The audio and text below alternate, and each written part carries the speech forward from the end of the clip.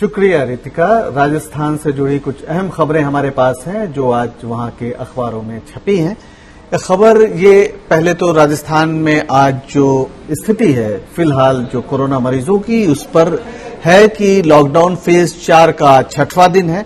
आज 48 नए positive cases मिले हैं। संक्रमण से 2 लोगों की मौत हो गई है। एक खास बात जो राजस्थान सरकार ने की है जिसे अखबारों ने काफी तवज्जो दी है वो ये है कि सरकार अब ऐसी बसें चलाएगी जो अस्थि विसर्जन के काम आएंगी और ये बसें निःशुल्क होंगी। अगर किसी की मौत होती है तो उसके कुछ परिजन 2 या 3 परिजन उसमें बैठेंगे और वो अस्थियों को लेकर हरिद्वार तक ये बसें जाएंगी। राजस्थान से हरिद्वार और अन्य जगह भी जाएंगी। ये 4-5 बसें चलेंगी और ये एक बड़ा फैसला किया है। निःशुल्क पूरी तरीके से होगा, कोई किराया नहीं लिया जाएगा। और खास बात है कि उत्तराखंड सरकार ने भी इस जो बसें हरिद्वार जाएंगी उनके लिए सहमति दे दी है। फिलहाल राजस्थान में कुल संक्रमित मरीजों की संख्या 6542 हो गई है। अब तक 155 लोगों की मौत हुई है कोरोना की वजह से। दूसरी खबर है ये भास्कर में है जिसमें कहा गया है कि राजस्थान के 14 जिलों की 151 में से 102 पंचायतें ऐसी हैं जहां पर कोई भी मरीज नहीं है। इसके बावजूद उन्हें रेड जोन में रखा गया है। ये एक सतर्कता की वजह से है। फिलहाल 12 जिले पूरी तरह से रेड कैटेगरी में हैं, 6 ग्रीन हैं और 15 जो है राजस्थान के जिले वो ऑरेंज कैटेगरी में हैं। और खासतौर पर जो प्रवासी हैं उनको लेकर, प्रवासी मजदूर जो लौट रहे हैं उनको लेकर एक ये बात कही जा रही है कि इनकी वजह से भी कोरोना को लेकर एक संकट हो सकता है।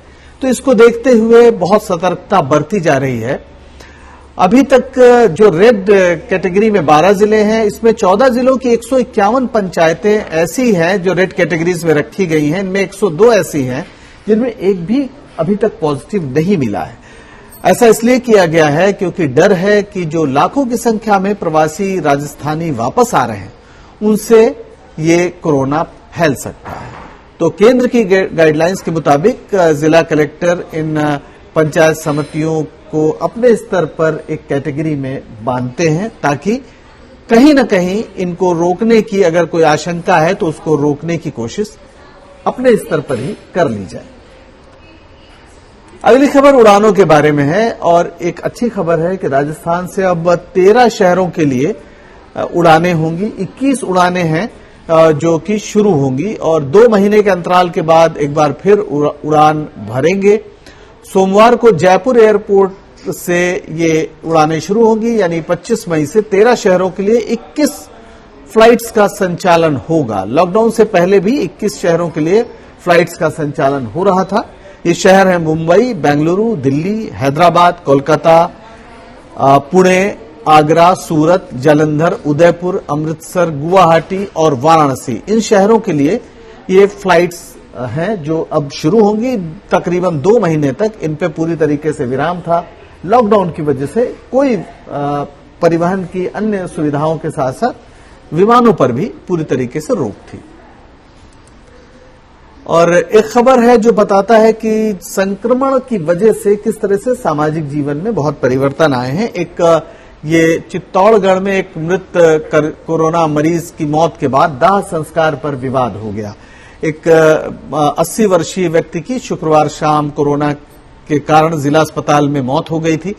उसके बाद प्रशासन उनके शव को दाह संस्कार के लिए रात 8 बजे शहर के कुंभानगर मोक्ष धाम लेकर गया, लेकिन वहां क्षेत्रवासियों ने इसका विरोध किया।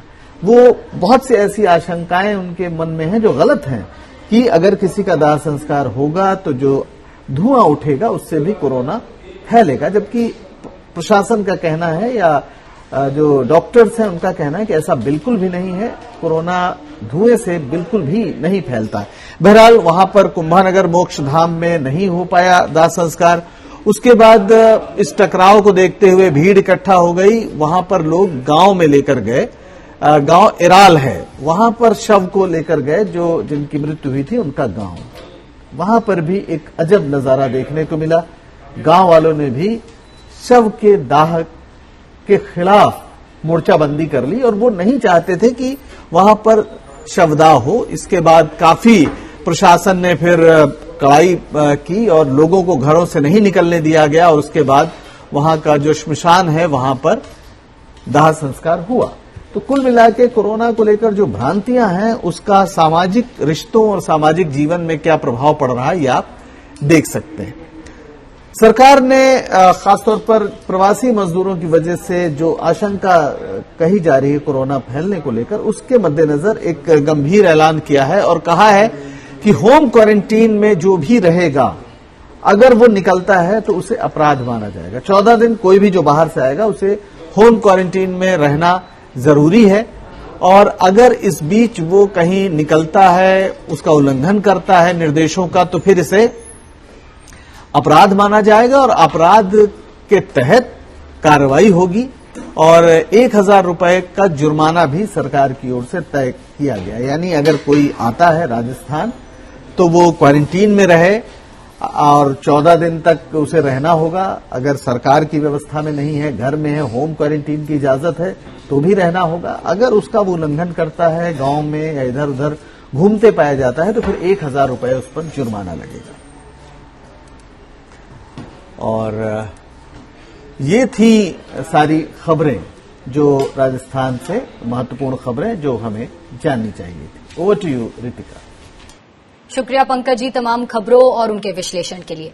राजस्थान की कोरोना अपडेट पर भी एक नजर डाल लेते हैं। राजस्थान में कोरोना के 48 नए मामले सामने आए हैं। वहीं राज्य में कोरोना से 2 और लोगों की मौत हो चुकी है।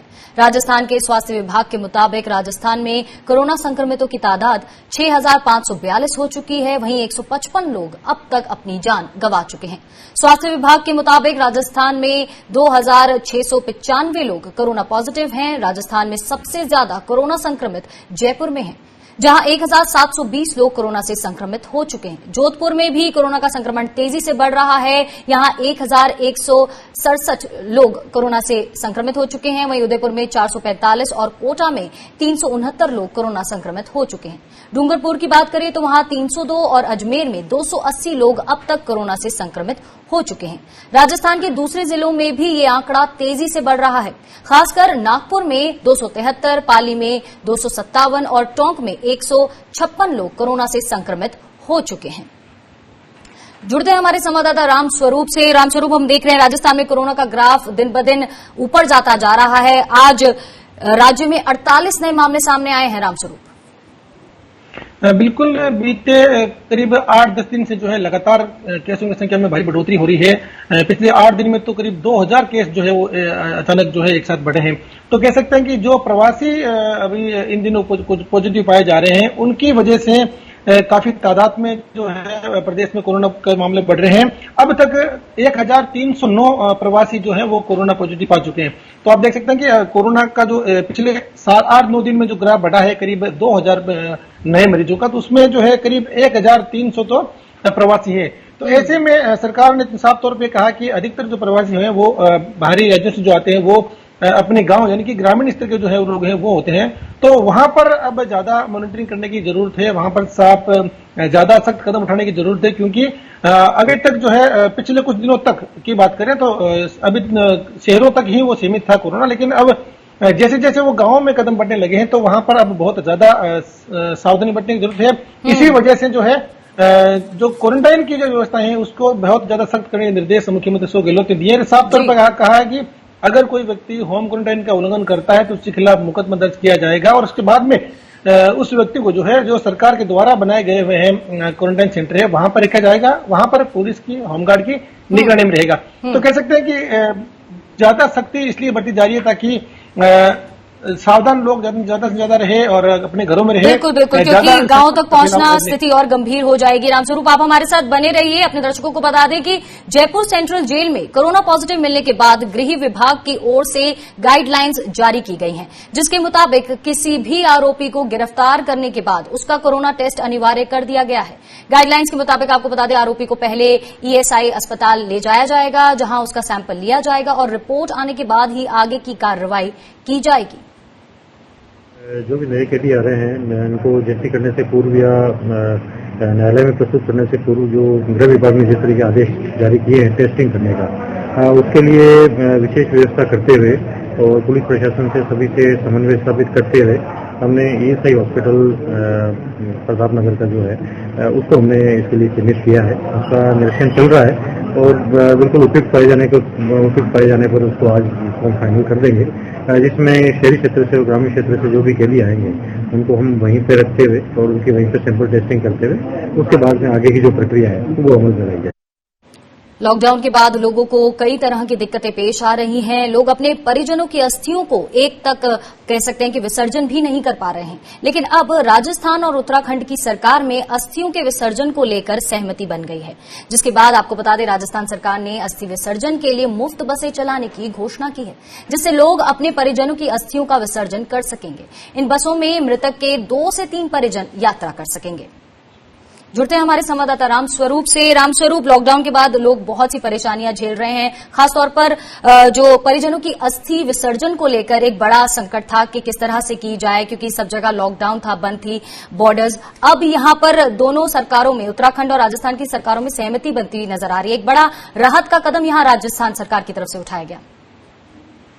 देखिए, 2-3 दिन पहले जो कुछ सामाजिक संगठनों ने और जो जसवंत गुर्जर है, प्रदेश कांग्रेस के सचिव है कमेटी के, उन्होंने सरकार से मांग की थी कि बहुत लंबे समय हो गया और जिन व्यक्तियों की मौत इन 2 महीने के दरमियान हुई है तो उनकी अस्थि विसर्जन का की कोई इंतजाम नहीं है। तो उन्होंने मुख्यमंत्री अशोक गहलोत के सामने इस तरह की बात रखी।